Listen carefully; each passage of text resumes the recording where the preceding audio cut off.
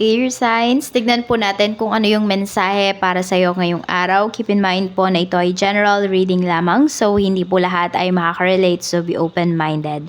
Sa mga hindi pa po nakasubscribe dito sa ating channel, please subscribe na po kayo and palike din po ng ating video. At sa mga nais naman po mag-avail ng ating private readings, ng ating Evil Eye Amulet, ng ating Tiars Bracelet, makikita nyo po yung link sa description box, Tarot Intentions by Aliana Reyes. Okay? Check po natin kung ano yung mensahe para sa'yo. We have, ayan, 9 of Cups and 6 of Cups. So, meron ba nagugutom na dyan ngayon? Okay, so pwedeng marami kayong cravings. For some of you naman, pwedeng may usapan kayo ng kaibigan mo na magkikita kayo. Or meron kayong pupuntahan na, could be restaurant, ayan po. Or meron kayong kakainan. Pwedeng may nagyaya ding mag-date dito. Ayan. Check natin, we have 8 of Swords. May nagtatampo. For some of you, ayan. Okay, pwede naman na meron kayong mga kaibigan or family members na lumabas sila, kumain sila sa labas, ganyan, or basta nag-bonding sila, hindi ka sinama. So, may pagtatampo ka dito. We have the Sun. Okay. So, may magko-confess dito na isang kaibigan mo. Yung i-confess niya, pwedeng feelings niya, or pwedeng sikreto niya. Or meron siyang ginawang hindi maganda sa'yo na sasabihin niya sa'yo ngayon. Yan. So, yung iba sa inyo, di nyo alam kung matutuwa ba kayo dahil naging honest sa inyo yung kaibigan nyo na yon, or maiinis kayo sa kanya bakit sinabi niya pa sa inyo. Pwede naman niyang ilihim kung meron man siyang ginawang hindi maganda sa'yo. Tignan po natin ano pa yung mensahe. Sa family, we have 3 of Swords. So, pwedeng may nag-aaway dito sa family. Pwedeng merong naghiwa-hiwalay. May nagkaroon ng third party. We have Wheel of Fortune. Okay, may nasira dahil sa sugal, dahil sa bisyo. Meron tayo ditong 9 of Wands. Tapos merong pinagtatakpan din. So, pwedeng meron dito nagsusugal ka na pwedeng kamag-anak, pwedeng family member, tapos pinagtatakpan siya ng mga tao sa bahay. So, bakit pinagtatakpan? Pwedeng ikaw kasi yung gumagastos, air sign. So, syempre, pag nalaman mo na sa ganito lang pala dinadala yung pera na binibigay mo or sinusustento mo, diba? Syempre, ma-off ka. Pwedeng hindi ka na magpadala. Kaya, may pagtatakip na pinapakita dito. May sikreto. Meron tayong 8 of Wands pagdating naman sa mga friends mo, and we have the World.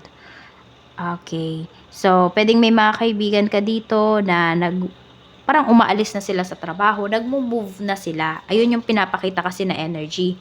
May pag-move dito coming from your friends. So, pwedeng nagmamigrate na yung mga karamihan sa mga friends mo, nangingibang bansa na, or yung mga childhood friends mo, nagpupunta na sila sa city or sa ibang province. So, alam mo yun, nararamdaman mo na, okay, may kanya-kanya na talaga kayong buhay, ganyan. Seryoso na talaga yung mga bagay-bagay. And meron naman dito, pwedeng i-invite ka ng isang friend mo. So, pwedeng doon na sila nakasettle sa ibang bansa. Settled na sila sa ibang bansa. So, ayan, pwedeng mag-vacation ka. Meron dito, parang sagot nila. Ewan ko pa, parang sobrang bait nung kaibigan mo na to sa'yo. Pwede rin naman kung doon nga pupunta ka doon sa bansa na yon, pwedeng doon ka mag-stay sa kanila. Pero hindi nila sagot yung yung ticket mo or what. Yung lang, pag-stayan mo lang. We have naman 6 of Swords pagdating naman po sa pagdating naman sa love life mo. Tapos we have 10 of Cups. So may pala dito. Pwedeng gusto mong tumutol, pwedeng aalis yung person mo. Pwedeng maghahanap siya ng trabaho sa ibang lugar. Gusto mong tumutol pero hindi mo magawa. Kasi ayaw mo din naman na sakalin yung person mo. I mean, ayaw mo maging sobrang clingy. Ayaw mo na ikulong lang siya sa 4 na sulok ng kwarto. Kunwari ganun. Or ayaw mo lang siyang ikulong sa mga bisig mo forever. Gusto mo din siyang mag-grow. So, hindi mo lang iniisip yung sarili mo dito, air signs. Kung hindi, iniisip mo rin yung kapakanan din ng person mo. Okay, ayaw mo din kasi na dumating kayo sa point na, 'di ba? Lumipas yung mga taon, tapos hindi naging maganda yung pamumuhay po ninyo, tapos magkaroon ng sisihan. Ayaw mo din ng ganon. Kaya yung iba sa inyo, hinahayaan ninyo na mag-grow yung person po ninyo. Or pwedeng ganyan yung ginagawa ng person mo ngayon. And which is, yung iba sa inyo nagtatampo kayo kasi akala ninyo wala siyang pake. Yun, iniisip niya lang pala yung future po ninyo. Tingnan natin, or yung future ninyo din together. We have the Hierophant. Pagdating naman po sa kaperahan. So, may magbabayad na ng utang sa'yo dito. Pero yung iba po sa inyo, ayan, mukhang meron kayong problema talaga regarding your finances, regarding your money. Hindi nyo ba nahahandle ng maayos yung pera po ninyo? Medyo nangangamba na yung iba sa inyo, air signs.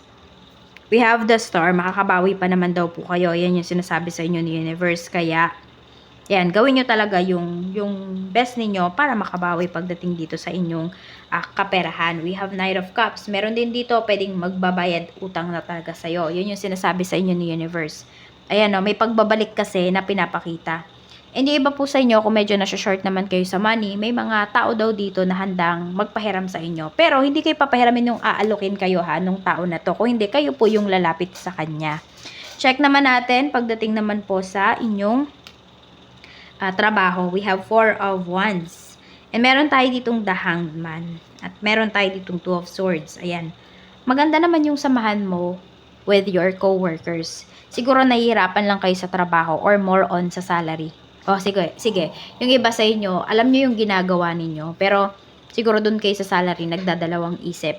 So, we have 2 of Swords. At meron tayong The Hanged Man.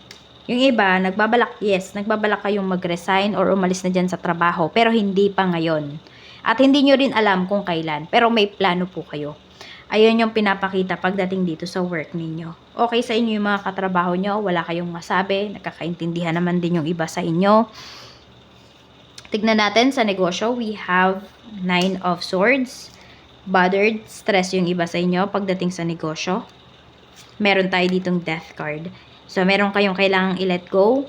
Meron po kayong kailangang baguhin pagdating sa pag-process or sa way of service ninyo pagdating sa inyong negosyo.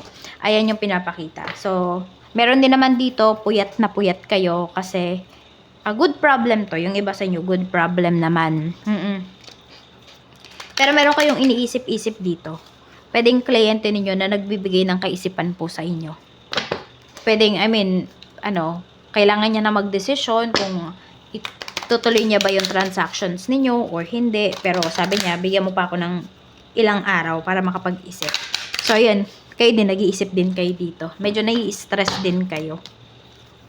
So, pwedeng big amount of money kasi yung mga transactions ninyo dito. Angel message po para sa'yo. Angel message natin, spirit guide for air signs.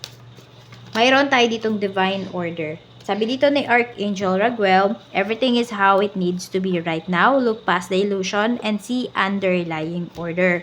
So, may mga bagay ba na, may mga sitwasyon, may mga tao na hindi umaayon sa inyo. So, that's life. Hindi lahat talaga makukuha natin. Pero sinasabi sa'yo dito, lahat naman ng nangyayari sa life mo, may tinuturo sa'yo.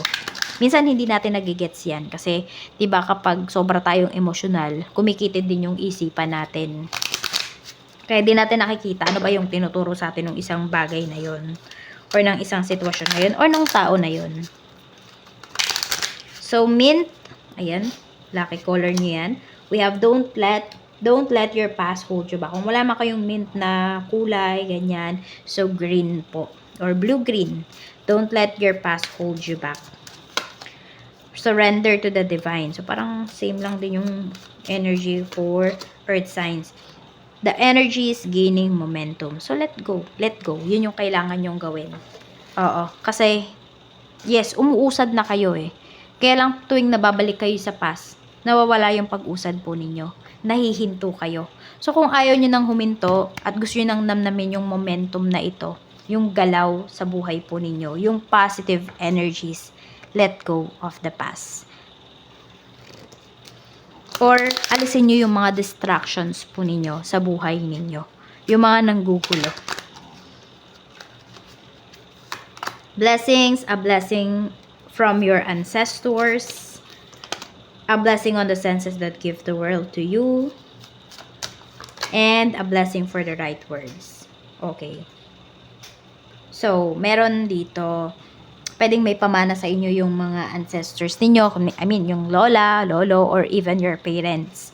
For some of you, ang pamana na to, hindi siya material things. Kung hindi, more on about sa spiritual, about sa gift. Ayan po.